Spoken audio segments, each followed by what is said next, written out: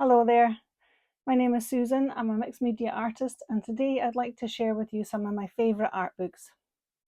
I have a large botanical series and I also have a large abstract landscape series, so I'd like to share some of these with you. So if you're interested, let's get started. Okay, so I'm going to start with my favourite botanical books. So this one is a little second-hand book I got. You can see it's sort of yellowed. It's quite an old book, but I just love these for illustration shapes for my botanicals, looking at different leaf patterns. So these are great for just practicing your drawing skills and looking for different shapes for leaves. Even sometimes I've even used these for naming paintings because the names are really nice that they give the plants. So that's one idea for you. I just usually pick these up in second-hand bookshops. This one here is a book by Inga Buive. She has a course on this book and she just released this book quite recently.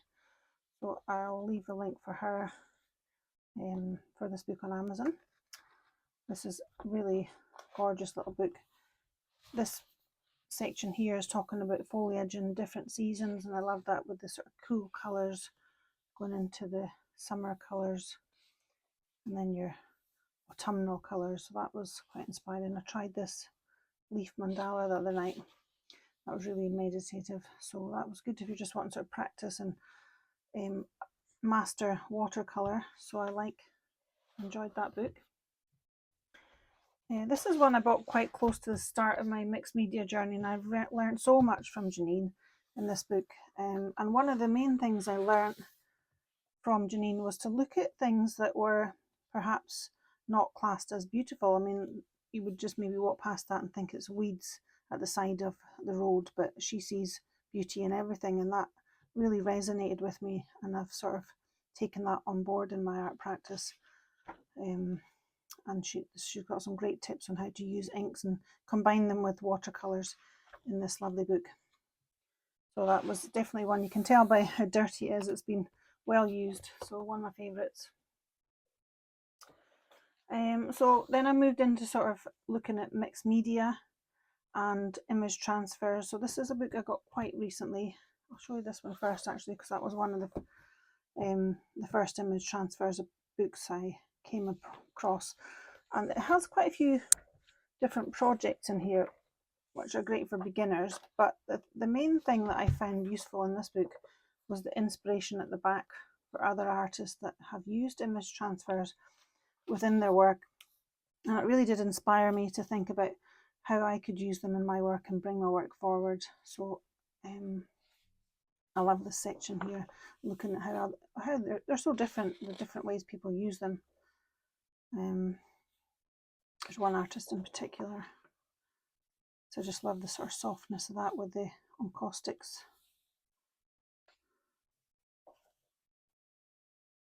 And the text, I love text with the storytelling in these ones.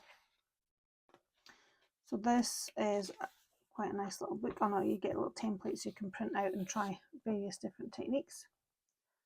That's quite a good one. And then this lady here, Nitsa Malik, I'm not sure if I'm saying it right, but she's deep dived into all the processes with image transfer in this book. It's really comprehensive, and she sort of step by step tells you what works, what doesn't work, all the supplies she's used, what paints work better than others. It really is an excellent book, and she's put so much into this book. So looking at monoprinting with laser photos, I know a lot of people are interested in that topic, so I bought this book to learn about that myself. So she's got some great tips in here. She tells you what's going wrong, what you could be doing to make it better. So I just love the way that she lays it all out and all the photographs step by step. She sort of tests out whether a homemade gel plate will work better than a bought one.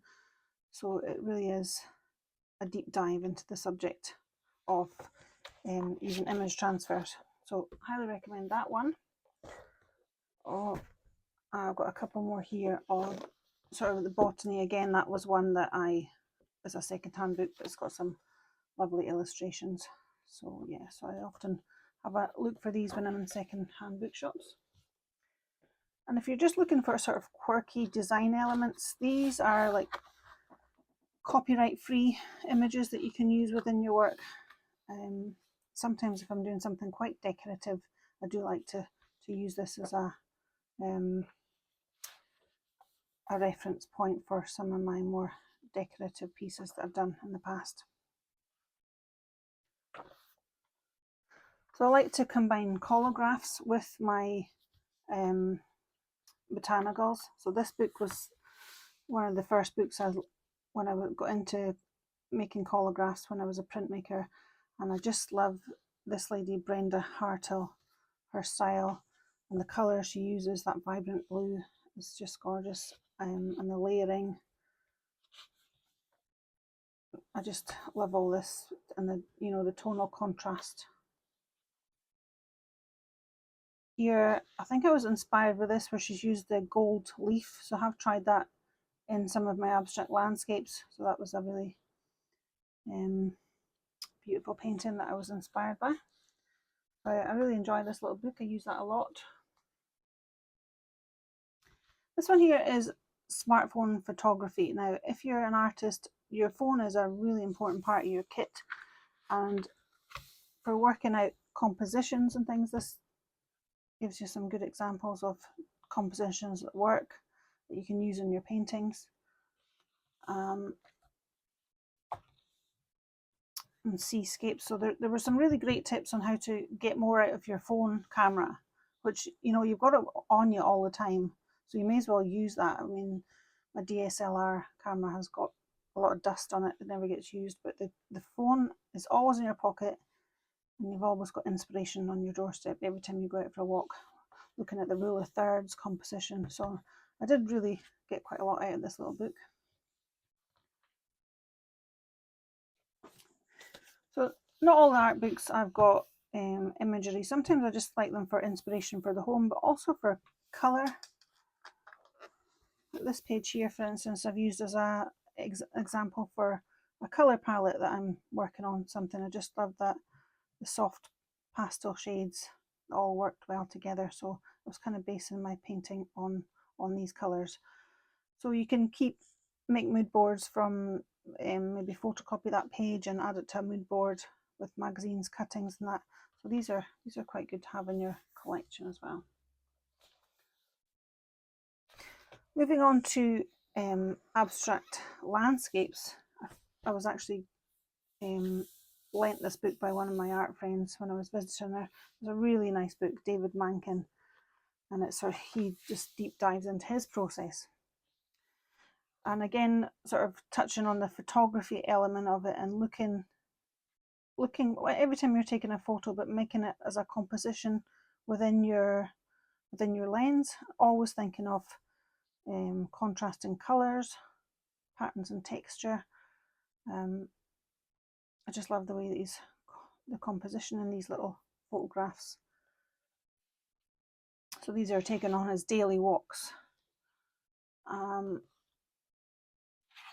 this is the sort of flotsam and jetsam that he picks up on his walks, and he sometimes places these pieces on the canvas just to see if it needs a pop of orange, but also you see later on in the book he started combining these pieces in his finished paintings, which I've never thought of doing, but that was a really nice idea, just to have that sort of 3D element.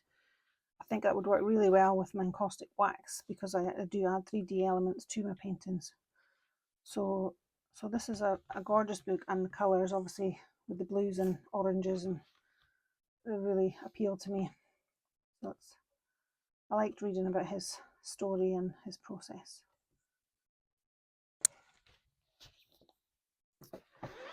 This is quite a new book I've just got actually, so I haven't had a proper chance to read it, but I just flicked through it. And I like the way that she's explaining how to use sketchbooks when you're working, trying to learn about the landscape, building up images that you can work with. And here she talks about the importance of tone, and I always go on about this in my courses actually, and I thought she explains it really well here. Tone means how light or dark a colour is, just as a piece of music is composed of very high and low notes and all the stages in between, so our paintings need a range of tones to provide both harmony and contrast. I thought that was a really nice way to explain it. We're needing the lights and the darks in our paintings.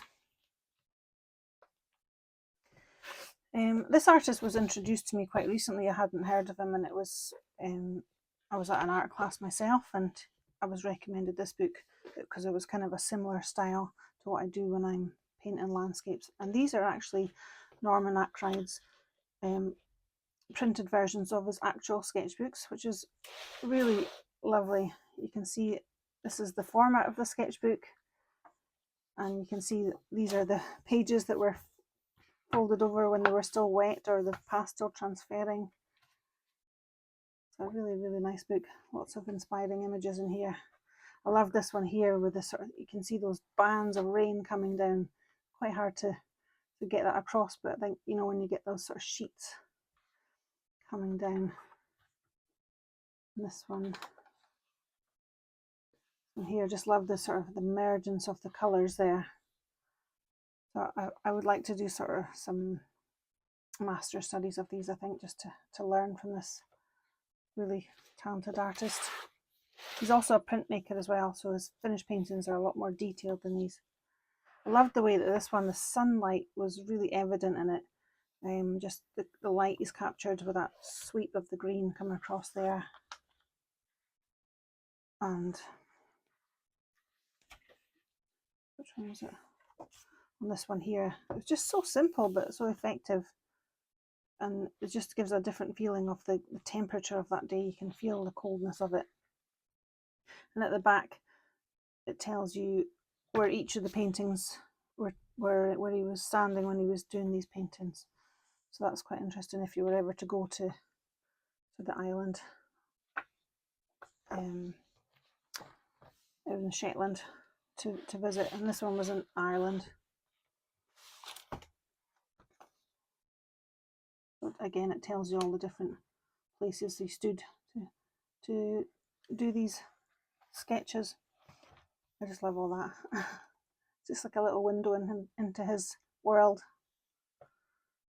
One of my favourite things is looking through other people's sketchbooks, so this is just a real treat. And lastly, I have Joan Erdley, which is a gorgeous book, Sense of Place. And I really love the way that she does her landscapes. Well, she's passed away, unfortunately, but there she is in Catterline. And I actually went to visit the village of Catterline and stayed there. And I went to where she painted from. She had a studio. It's still there, and it's not got a fence around or anything. You can just go and have a nose in the window, and it's like she's just left all her stuff. I think you can actually hire it and have a artist retreat there for a week. But look at these gorgeous little sketches. And there was a bit here that I thought was fascinating. I never seem to find I want to move. It's a lovely spot as no one comes near, and I always work away undisturbed. I just go on from one painting to another. It's oats this year, barley it was last year. So it's a bit different, and there's a wee wind-blown tree, and that's all. But every day and every week it looks a bit different. Flowers come and go and the colour grows, so it seems silly to shift about. I just leave my painting table out there and my easel and my palette, and I have another painting table down here, and I paint my flowers in pots when I don't feel like being up there. Painting reduced to its minimum.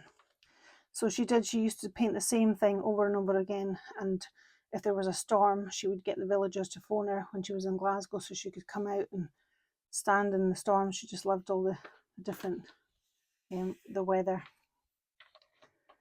So she used to paint this big rock down here with a massive big canvas in the wind. So these are gorgeous. So I've done a master study of this one. I might actually try and do it again and film it for you and do a YouTube video doing a master study of this, because these are just gorgeous paintings. Okay, so I hope you enjoyed listening to me whittling on about my favourite books. I could go on about this all day. I just love art books. So if you've got any art books you want to share with me in the comments that I would enjoy, I would love that. I'll try and make a list of these and with the links if I can in the notes below. Thank you for watching to the end. If you're looking for some more inspiration, I've got a lovely little video that shows my top 10 art supplies. You can see I've got a huge amount behind me here. So here's the video link here. So thanks for watching, everybody. Bye for now.